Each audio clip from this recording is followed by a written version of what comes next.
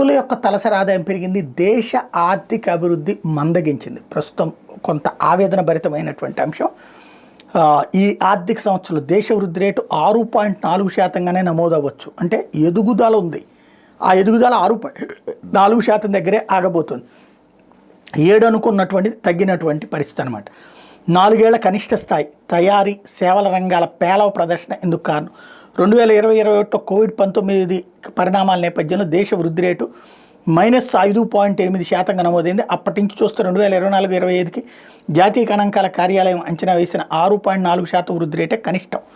2021-22లో 9.7%, 22-23లో 7%, 23-24లో 8.2% వృద్ధి రేటును దేశ ఆర్థిక వ్యవస్థ సాధించింది. 24-25లో ఆర్థిక సంవత్సరానికి ఆర్బీఐ 6.6%, ఆర్థిక శాఖ 6.5% నుంచి 7% వృద్ధి రేటును అంచనా వేసినాయి.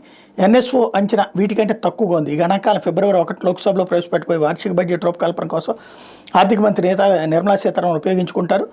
ఎన్ఎస్ఓ గణాంకాల ప్రకారం 2024-25లో తయారీ రంగ ఉత్పత్తి వృద్ధి 5.3%కి తగ్గే అవకాశం ఉంది.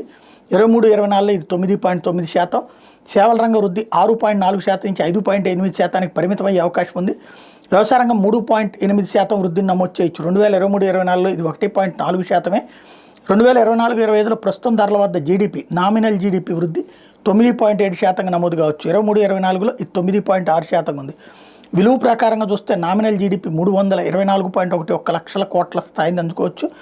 23-24లో ఇది 295.36 లక్షల కోట్లగా ఉంది. ప్రస్తుత అంచనాల ప్రకారం 24-25 ఆర్థిక వ్యవస్థ పరిమాణం $3.8 లక్షల కోట్ల. నామినల్ స్థూల విలువ జోడింపును 292.64 లక్షల కోట్లుగా 292 లక్షల కోట్లుగా అంచనా వేశారు.